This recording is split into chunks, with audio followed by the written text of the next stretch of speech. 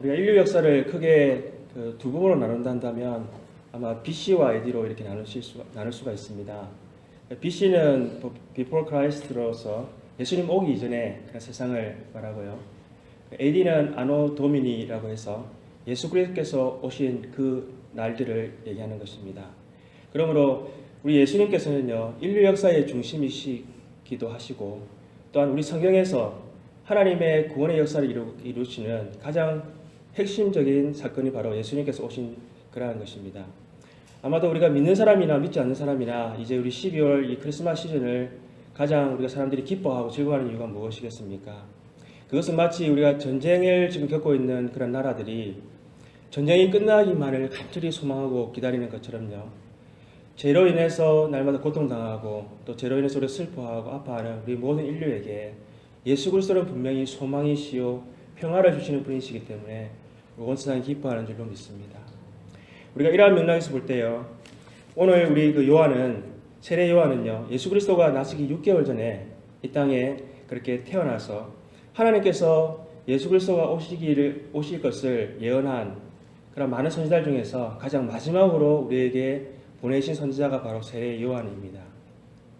그런데 우리가 세례 요한의 그 출생을 보게 되면요, 아주 신비한 일들이 많이 있다는 것을 우리가 알 수가 있습니다. 오늘 우리가 그 세례 요한의 출생을 통해서 하나님께서 세례 요한을 부르신 그 의미와 또한 하나님께서 또한 그 세례 요한의 출생과 하나님의 모든 구원사를 통해서 하나님 우리를 또한 부르신 이유가 무엇인가 함께 우리가 이 밤에 생각하고 또 은혜 나누는 그런 시간 되기를 소망합니다.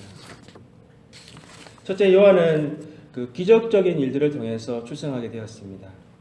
오늘 5절에 7절 사이를 보게 되면요, 그 BC 33년부터 4년까지 유다 지역을 통치하던 헤로드 왕 때에 그 제사장 후손이었던 이 사가랴와 엘리사벳 사이에서 엘리사벳 부부가 있었습니다. 그런데 이들은요, 하나님의 말씀을 정말 철저하게 지키고 또 하나님 말씀대로 순종하며 살려고 그렇게 정말 살아가던 아주 성실하고 신실하였던 그런 사람들이었습니다. 그런데 그들에게 한 가지 문제가 있었는데 그것이 무엇이냐면요, 그들에게 자녀가 없다는 것이었습니다. 여러분, 그 이스라엘 백성들에게요, 자녀라고 하는 것은 하나님이 주신 그 유업을 이어받는 그러한 자를 의미하는 것입니다. 그러므로 자녀가 없다는 것은요, 하나님께 주시는 그러한 은혜와 복, 또 하나님의 유업을 이어받을 수 없는 그러한 것에 처해지게 되기 때문에 많은 사람들로부터 사실은 또 소외되고 또한 그렇게 사실은 정말 다른 사람들로부터 하나님의 은혜를 받지 못한 자라고 그렇게 생각되어지는 그런 참으로 안타까운 처지가 되는 것입니다. 그래서 이들도 날마다 자녀를 위해서 기도하였다는 것을 우리가 잘 알 수가 있습니다. 그런데 이제 어느 날 이 사가랴가요, 성전에서 하나님의 일을 감당하기 위해서 이제 그 성전 안에서 하나님의 일을 그렇게 보고 있었습니다.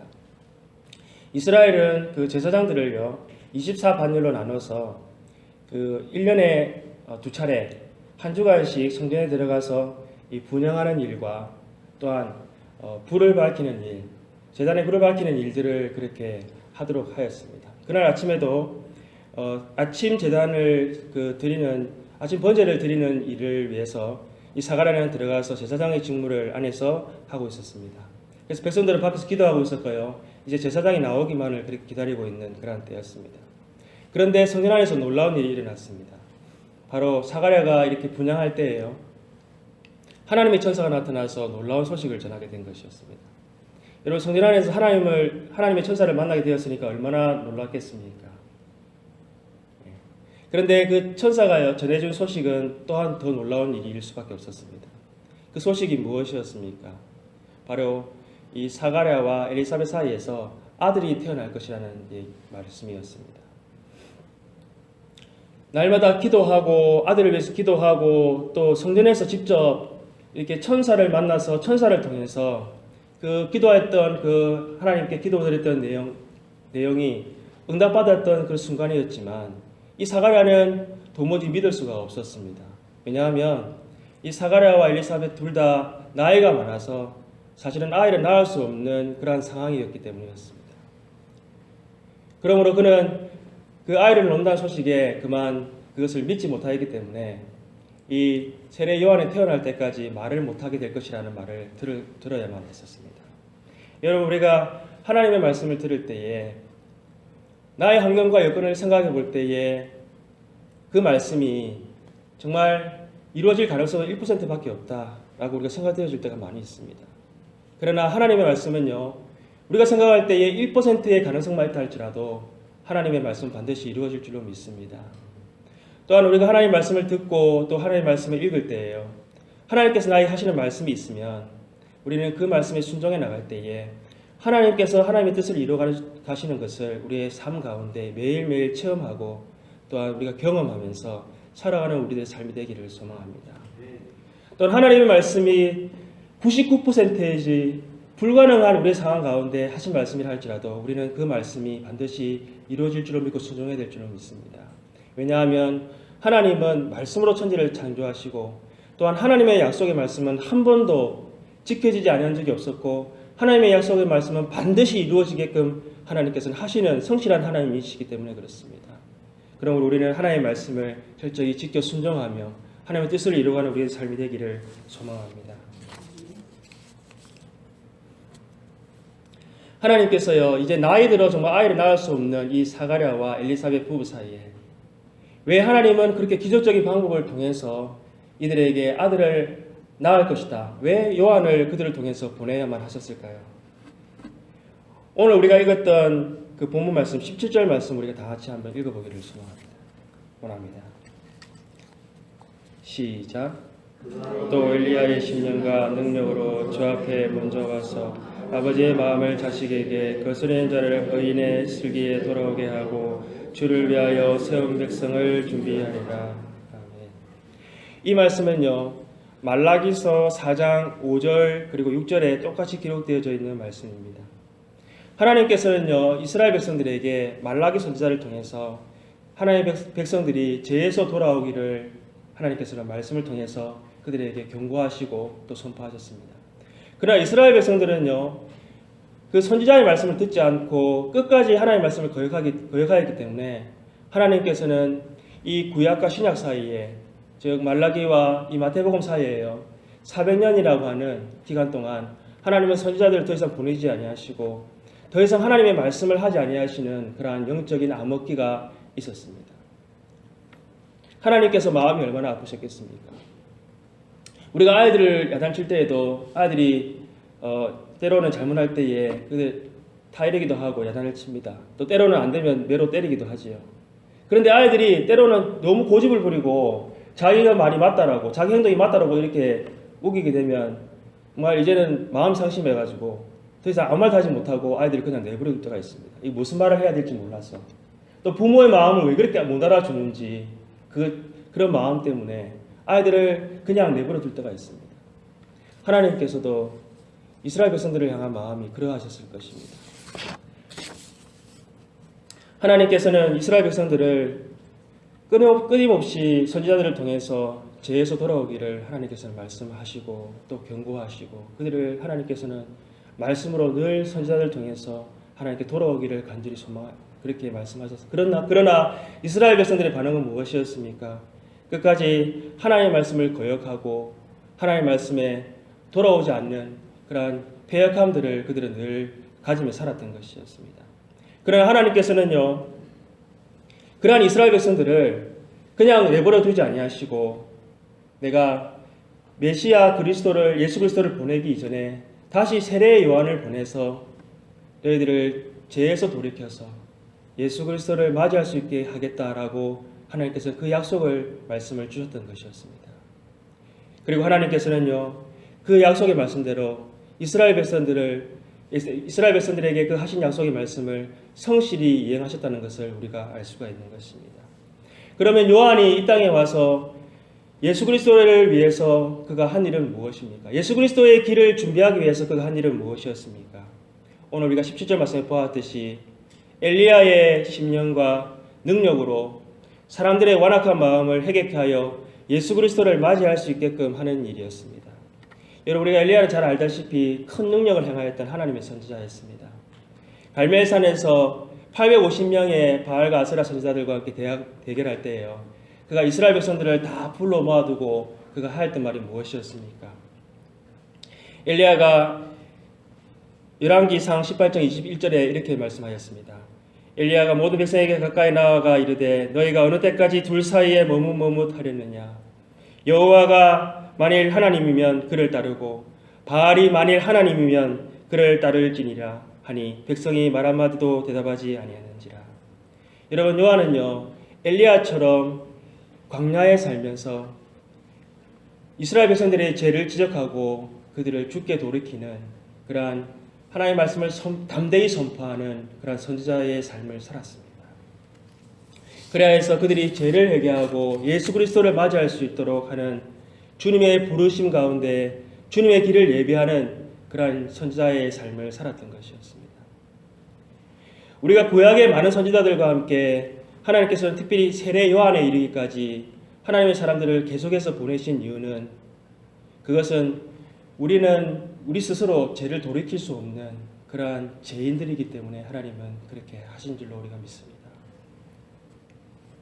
이스라엘 백성들의 역사를 보게 되면요, 그들이 늘 하나님 앞에서 죄를 범하였을 때 하나님께서 선지자를 통해서 그들에게 죄를 지적하셨습니다. 그러나 그들이 선지자의 말씀을 거역하였을 때는요, 하나님께서는 때로는 벌을 하시고 그들을 징계하셨습니다.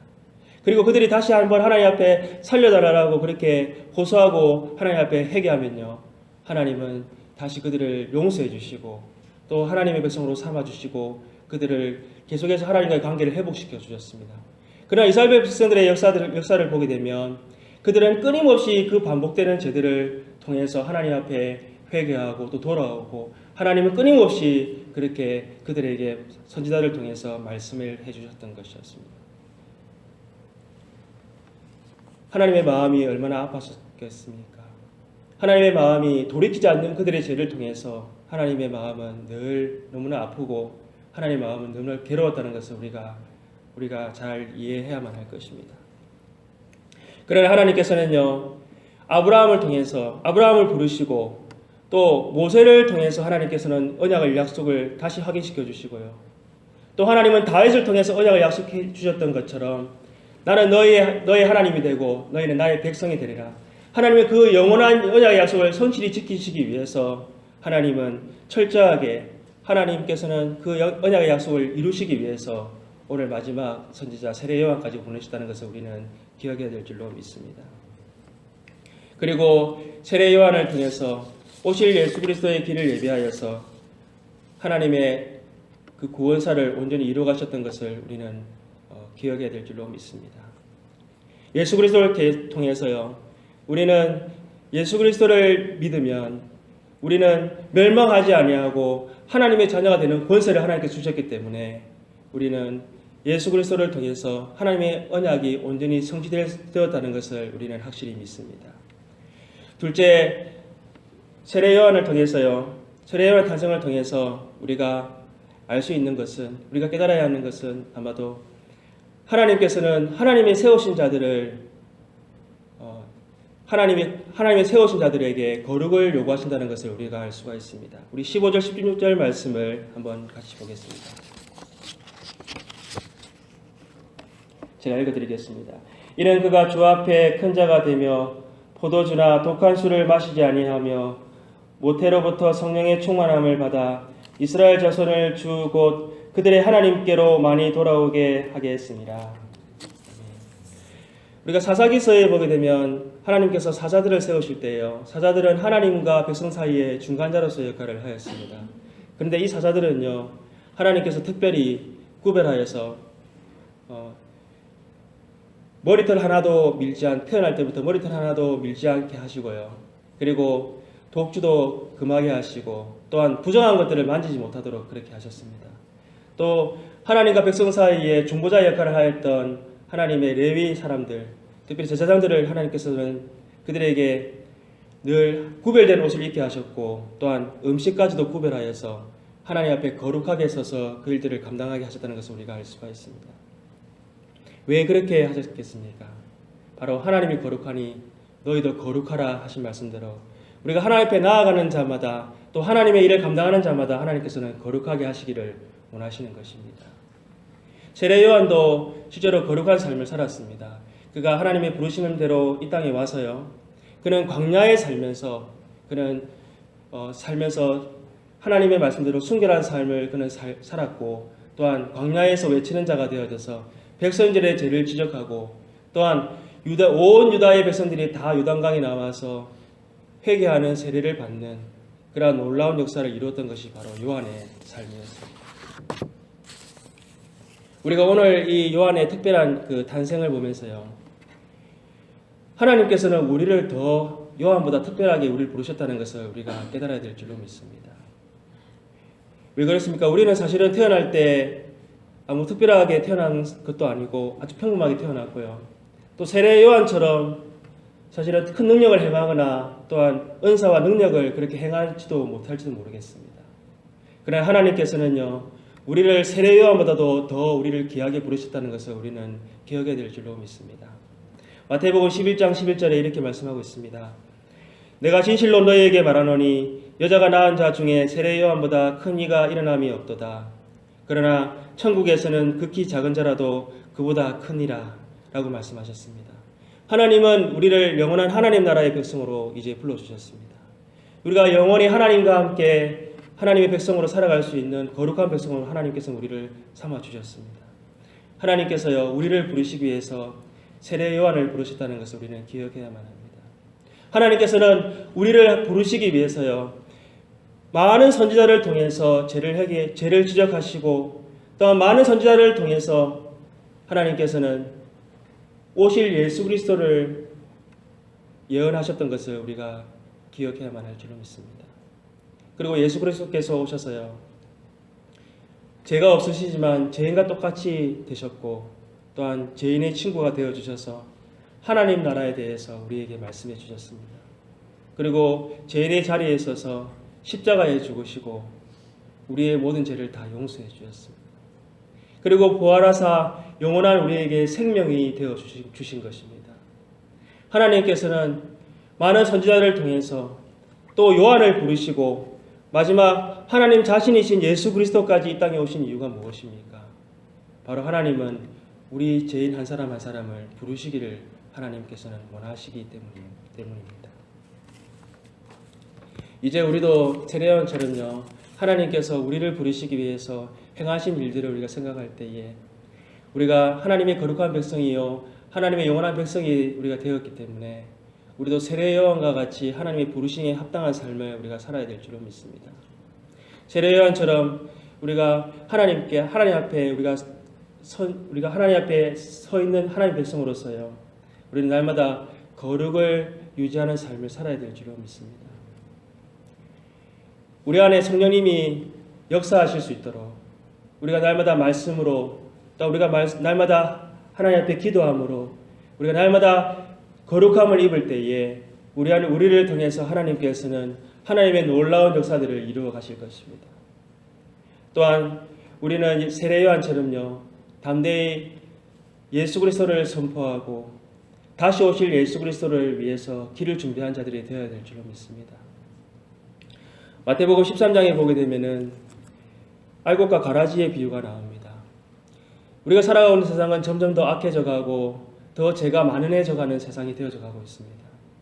왜 하나님께서는 이 세상 가운데 사단과 마귀를 영원히 멸하지 아니하시고 이대로 내버려 두시는 것이겠습니까? 그것은 한 영혼이라도 더 죽게 돌아오기를 기다리시고 한 알곡도 다치지 아니하도록 하나님께서는 우리를 통해서 그 귀한 영혼들이 돌아오기를 기다리고 계시는 것입니다.